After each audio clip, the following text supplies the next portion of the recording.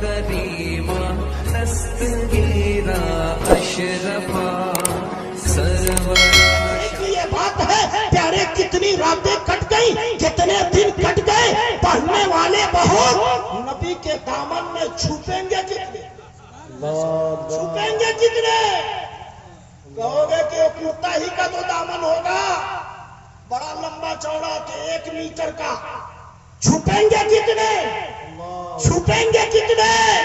تو اگر ذہن میں یہ بات آئے تو یہیں سے اجمیر کی دھرتی پر تصورات کی دنیا میں پہنچ جانا خواجہ کی چوکھٹ پر پہنچ کر کے دستک دینا تو پوچھنا جب خواجہ کی چوکھٹ پر دستک دو گے تو خواجہ کا وہ کٹورا تمہیں بتا دے گا کہ نبی کے دامن میں چھپیں گے کتنے.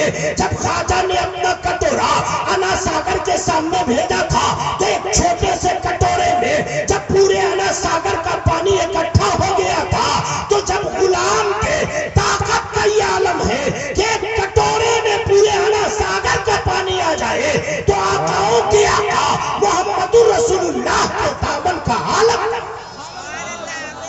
نعرہ تکبیر نعرہ رسالت مسلک اعلی حضرت سبحان اللہ. جب ان کے گلا بھر دیتے ہیں شاہان زمانہ کی جھولی جب محتاج کا یہ عالم ہے تو مختار کا عالم کیا ہوگا.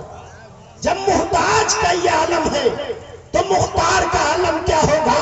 اسی لیے تو ہم سوتے ہیں تو درود پڑھتے پڑھتے سونے کی کوشش کرتے ہیں اور صبح اٹھتے ہیں تو اسی درود کے سہارے اپنے دن کی شروعات کرتے ہیں کیونکہ ہم جانتے ہیں کہ اگر یہ درود پاک ہماری زندگی کا ایک اہم جز بن گیا تو جب دنیا سے جائیں گے تو دولت کی وجہ سے مرنے کے وقت چہرے پر مسکراہٹ نہیں آتی ہے. حسن و جمال کی بنیاد پر مرنے کے وقت چہرے پر مسکراہٹ نہیں آتی ہے. زمین اور جائیداد کے مالک ہونے کی بنیاد پر مرنے کے وقت چہرے پر مسکراہٹ نہیں آتی ہے. دنیاوی لحاظ سے بڑی کرسی پر بیٹھنے کی وجہ سے ارے یہ مرنے کے وقت چہرے پر مسکراہٹ نہیں آتی ہے. ہاں اگر مرنے کے وقت چہرے پر مسکراہٹ آتی ہے اگر مرنے کے وقت چہرہ خوبصورت نور اور چمکدار ہوتا ہے تو دنیا میں جو انسان محبت سے درود پڑھتا ہے مرنے کے وقت اس کے چہرے پر نور سبحان اللہ سبحان اللہ. لوگوں پھولوں کے بستر پر سونے والے تو بہت ملے کانٹوں کے بستر پر سو کر کے مرنے کے وقت مسکراتے ہوئے دکھائی دینے والے بہت کم ملے. ایسی کمرے میں اپنی گرمی کو دور کر کے رات کی نیند کو پورا کرنے والے بہت ملے لیکن چٹائی پر سو کر کے نبی کی محبت میں آنکھوں کو بند کر کے یہ کہتے ہوئے بہت کم ملے کہ میں سو جاؤں یا مصطفیٰ کہتے کہتے ارے کھلے آنکھ صلی اللہ اللہ کہتے کہتے وجہ ہے ہماری زندگی کا مقصد درود پاک اور ایک یہ ایسا وظیفہ ہے ایک ایسا نسخہ ہے ایک ایسا وظیفہ ہے کہ علماء نے بتایا کہ اگر کوئی چیز تم سے بھول جائے یاد نہ آئے درود پڑھتا جا درود کی برکت سے بھولی ہوئی چیز تمہیں مل جائے گی. ارے درود ایک ایسا نسخہ ہے ایک ایسا وظیفہ ہے کہ کوئی بھی دعا اللہ قبول نہیں کرتا جب تک کہ درود پاک پڑھ لے. درود کی برکت سے دعائیں قبول ہوتی ہے. میں نے اپنی اس 42 سالہ عمر میں جہاں تک سوچا جہاں تک پڑھا جہاں تک اپنے استادوں کے پیر کے چپل کو سیدھا کر کے ان کی زبان سے جو علم اپنے سینے میں بیٹھایا میں اتنا ضرور جانتا ہوں کہ دنیا میں جو بھی انسان سانس لیتا ہے چاہے جیسا بھی ہو فیکٹریوں کا مالک ہو اس کے بھی دل میں کچھ نہ کچھ خواہش ہوتی ہے. جھوپڑ پٹی میں رہنے والا ہو اس کے بھی دل کی کچھ تڑپ رہتی ہے. جتنے لوگ یہاں بیٹھے ہیں کچھ امیر ہوں گے کچھ غریب ہوں گے کچھ متوسط ہوں گے کچھ ادنا ہوں گے لیکن ہر ایک کے دل میں کچھ نہ کچھ خواہش ہوگی اپنے رب سے کہنے کی، اپنے رب سے اس کی بات پورا کرنے کی۔ پیارے یاد رکھنا، تیرے دل کی بات اس وقت تک اللہ پورا نہیں کرے گا، اس وقت تک نہیں سنے گا جب تک کہ تو نبی پر محبت سے درود نہیں پڑھ لے گا۔ واہ نبی پر محبت سے درود نہیں پڑھ لے گا۔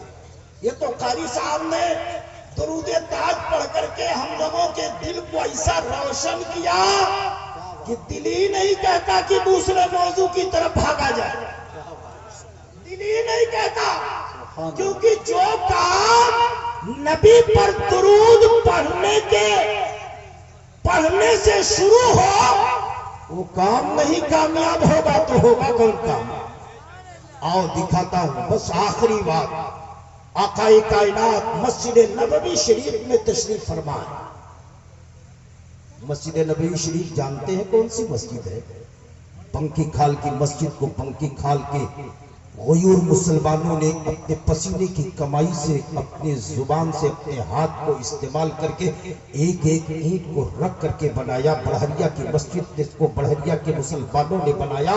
اے لوگوں، لیکن مسجد نبوی وہ مسجد ہے جسے نبی نے اپنے ہاتھ سے بنایا، اور دنیا جانتی ہے کہ سب اللہ کا گھر ہے۔ نماز پڑھو گے تو دنیا کی سب سے اچھی جگہ وہ اللہ کا گھر۔ نماز پڑھو گے سنی صحیح العقیدہ امام کے پیچھے تو 27 گنا ثواب تمہیں ملے گا، مگر اگر مسجد نبوی میں ایک سجدہ کرو گے تو 50,000 سجدے کا ثواب ملے گا۔ سینے پر ہاتھ رکھ کر کے سوچو پیارے، ایک سجدہ مسجد نبوی میں 50,000 سجدے کا ثواب۔ خانہ کعبہ میں ایک سجدہ کرو گے تو 1,00,000 سجدے کا ثواب۔ بیت المقدس میں اگر ایک سجدہ کرو گے تو 25,000 سجدے کا ثواب۔ ترتیب میں نے دکھا دیا۔ خانہ کعبہ میں 1,00,000 سجدے کا ثواب، مسجد نبوی میں 50,000، بیت المقدس میں 25,000 سجدے کا ثواب ملے گا۔ جب ایک مسلمان اس جگہ پہنچتا ہے تو دل کی کیفیت کیا ہوتی ہے؟ چند سال پہلے میں بھی گیا تھا، جب تک میں تقریروں میں گنبد خضرا کی ان حسین جالیوں کا سن کر کے پڑھ کر کے تذکرہ کرتا تھا تو کبھی آنکھیں ٹپٹپاتی تھی، کبھی تنہائی میں خیال آتا تھا کاش اس پاپی آنکھوں سے نبی کا گنبد خضرا دیکھ لیتا۔ تو اب تک تو کہتے آیا، حاجی کی زبان سے سنا تو کہہ رہا ہوں، کتابوں میں پڑھا تو کہہ رہا ہوں، کاش ایک مرتبہ اس پاپی آنکھوں سے دیکھ لیتا۔ پیارے، جب سارے انسان سوتے تھے میں بھی اپنی نیند کو پورا کرنے کے لیے جب بستر پر سوتا تھا، جمعہ کی نماز پڑھ کر کے جب مسجد میں بیٹھتا تھا، اور جب کسی خانقاہ میں کسی پیر کی چوکھٹ پر اپنے آپ کو پہنچاتا تھا، زبان کہے یا نہ کہے لیکن ہر موقع پر دل کی دھڑکنوں سے ایک ہی صدا آتی تھی، دکھا دے یا الہی وہ مدینہ کیسی بستی ہے جہاں پہ رات دن مولا تیری رحمت برسے۔ کے لیے تڑپ رہا تھا، میں نے کہا کہ 1,50,000 25,000 یہ جو فرق ہے انشاءاللہ آپ کبھی علماء سے سن لیں گے، کتابوں میں پڑھ کر کے جان لیں گے، کیونکہ ٹائم میرے پاس بہت کم ہے۔ میں اس جگہ آپ کو لے کر کے پہنچاتا ہوں، اسی مسجد نبوی کی بات کرتا ہوں جس مسجد نبوی کا ایک حصہ نبی نے فرمایا کہ جنت کی کیاریوں میں سے ایک کیاری ہے، جنت کی کیاریوں میں سے ایک کیاری ہے۔ آج بھی جب عمرہ کرنے والے جاتے ہیں، آج بھی جب حجاج کرام کا قافلہ جاتا ہے تو اس جنت کی کیاری میں ایک سجدہ کرنے کے لیے کبھی کبھی صبح سے شام ہو جاتی ہے، کبھی کبھی رات گزر جاتی ہے کہ ایک سجدہ اس جگہ کرنے کا موقع ملے۔ ارے مرنے کے بعد پتہ نہیں کیا ہمارا حال ہوگا، پتہ نہیں ہماری نمازیں قبول ہے کہ نہیں، ہمارے روزے ہمارے منہ پہ مار دیے جائیں گے کہ قبول ہوں گے، یہ ہمیں نہیں معلوم، لیکن اپنے نبی کی رحمت سے یہ امید ہے۔ سبحان اللہ۔ آپ تمامی حضرات بھی کھڑے ہو کے استقبال کیجیے، سب لوگ کھڑے ہو جائیے۔ نعرہ تکبیر۔ جنت کی کیاری وہاں ایک سجدہ کرنے کے لیے ایک دیوانہ تڑپتا رہتا ہے. مسجد نبوی کے صحن میں ہمارے نبی تشریف فرما ہے. صحابہ کرام آپ کو چاروں طرف سے گھیرے ہوئے بیٹھے ہیں. آقائے کائنات انہیں اسلام کی بات، زندگی گزارنے کا سلیقہ، زندگی گزارنے کا طریقہ بتا رہا ہے. تب تک شہد کی مکھیوں کا گول اڑتا ہوا جا رہا تھا. شہد کی مکھیاں اڑتی ہوئی جا رہی ہیں. اور جانتا ہے مسلمان کی جب شہد کی مکھیاں چلتی ہیں تو ایک دوسرے سے کندھے سے کندھا ملا کر کے چلتی ہیں، ایک ساتھ چلتی ہیں. رہنے میں دیکھنے میں تو وہ بڑی کمزور ہے. انسان کی دو انگلیوں کے درمیان آ جائے تو ان کی زندگی کا خاتمہ بھی ہو سکتا ہے. مگر پہلوان سے پہلوان آدمی بھی جب ان کے اس جھنڈ کے قریب جانا چاہتا ہے تو جب تک اپنے جسم پر پورا لباس ڈال نہیں دیتا، اپنے آپ کو ان کے قریب نہیں کرتا. ایک پتھر بچہ چلاتا ہے، جوان چلاتا ہے، لگا ان میں سے 10 کو، لیکن پورا گول اس کی طرف دوڑ پڑتا ہے، پورا گول دوڑ پڑتا ہے.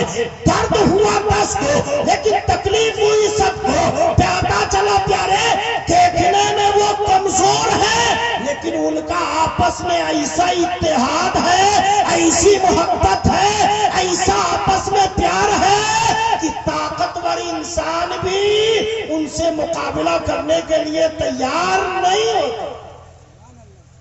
نبی پاک نے شہد کی مکھیوں کو بلایا.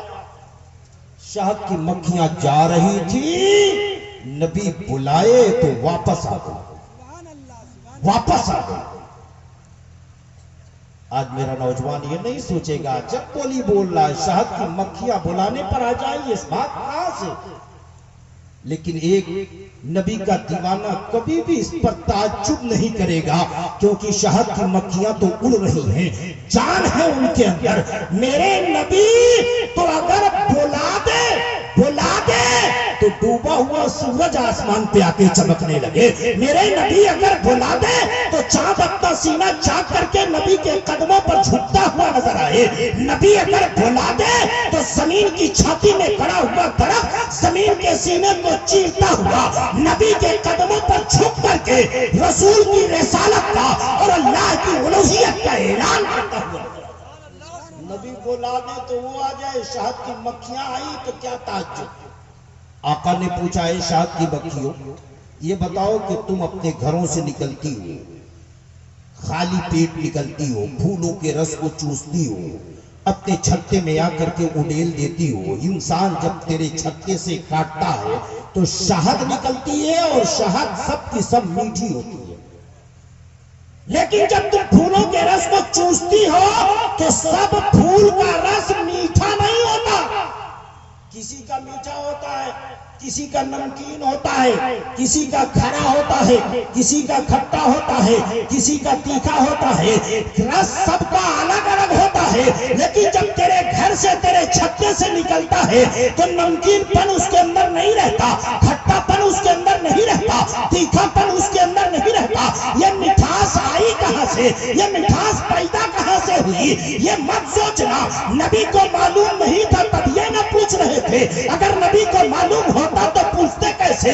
پیارے کبھی کبھی جانی ہوئی چیز بھی پوچھی جاتی ہے، کبھی کبھی معلوم ہوئی چیز بھی پوچھی جاتی ہے. ایک مسجد کا امام ہمارے چھوٹے بچے سے کہتا ہے پہلا کلمہ سناؤ، وہ سناتا ہے. ایسا نہیں کہ امام کو یاد نہیں. ایک ٹیچر اپنے اسٹوڈنٹ سے کہتا ہے 4 کا پہاڑا سناؤ. ایسا نہیں کہ ٹیچر کو 4 کا پہاڑا نہیں یاد ہے. اگر یہ بات ذہن میں نہیں آتی تو قرآن اٹھا. اللہ نے قرآن پاک میں کہا اے موسیٰ تیرے ہاتھ میں کیا ہے، تیرے ہاتھ میں کیا ہے؟ رب پوچھ رہا ہے موسیٰ سے، موسیٰ تیرے ہاتھ میں کیا ہے؟ کیا اللہ نہیں دیکھ رہا ہے کہ موسیٰ کے ہاتھ میں کیا ہے؟ اللہ سے کیا چیز چھپی ہے پیارے؟ سب اللہ تو دیکھ ہی رہا ہے، سب کی خبر رکھنے والا ہے، وہ علیم بھی ہے، خبیر بھی ہے، سب جان رہا ہے، جان کر کے بھی پوچھ رہا ہے موسیٰ تیرے ہاتھ میں کیا ہے؟ پتہ چلا کبھی جانی ہوئی چیز بھی پوچھی جاتی ہے۔ میرے نبی نے پوچھا تھا، اے شہد کی مکھیوں یہ مٹھاس آئی کہاں سے؟ قربان جاؤ، اور ان کی محبت، ان شہد کی مکھیوں کی محبت پر شہد کی مکھیاں بول کر کے کہتی ہیں یا رسول اللہ، جب ہم اپنے گھر سے نکلتے ہیں آپ پر درود پڑھتے ہوئے جاتے ہیں، اور جب پھولوں کے رس کو چوس کر کے واپس آتے ہیں تو آپ پر درود پڑھتے ہوئے واپس آتے ہیں۔ تکبیر، نعرہ رسالت، خیر الورا کانفرنس، حسرت اعلی حضرت۔ تو کہتے ہیں کہ آپ پر درود پڑھنے کی برکت سے کھاری چیز میٹھی ہو جاتی ہے، نمکین چیز میٹھی ہو جاتی ہے۔ اے لوگوں، یہ شہد کی مکھیوں کی محبت ہے، درود پڑھتی ہے تاکہ کھٹی چیز میٹھی ہو جائے۔ ہم تو نبی کے چاہنے والے ہیں نا، ہم تو نبی کے دیوانے ہیں نا، ہم تو نبی سے محبت کرتے ہیں نا، پاپی ضرور ہے لیکن نبی کا عشق سینے میں رکھے ہیں، اور یہ عقیدہ لے کر کے جیتے ہیں کہ کل قبر میں جب فرشتہ ہم سے پوچھے گا تو ہم یہی کہیں گے، فرشتوں پوچھتے کیا ہو؟ سینہ چیر کر دیکھو، فرشتوں پوچھتے کیا ہو؟ سینہ چیر کر دیکھو، میرے دل میں شبیہ احمد مختار رکھی ہے۔ اے لوگوں، ہم تو اس نبی کے دیوانے ہیں، تو اگر ہم نبی پر محبت سے درود پڑھیں گے تو کیوں نہیں ہمیں بہتر اجر ملے گا؟ اس لیے محبت سے درود پاک پڑھیے۔ اللہم صلی علی سیدنا و مولانا محمد بارک وسلم، صلاۃ و سلام علیک یا رسول اللہ۔ اللہ نے فرمایا ذالک الکتاب لا ریب فیہ، قرآن ایسی کتاب ہے جس میں کوئی شک نہیں۔ اللہ تعالی ہمیں اور آپ کو نبی کی محبت میں جلائے اور نبی کی محبت میں اس دنیا سے اٹھائے۔ آمین واخر دعوانا الحمدللہ رب العالمین، استغفر اللہ ربی من کل ذنب و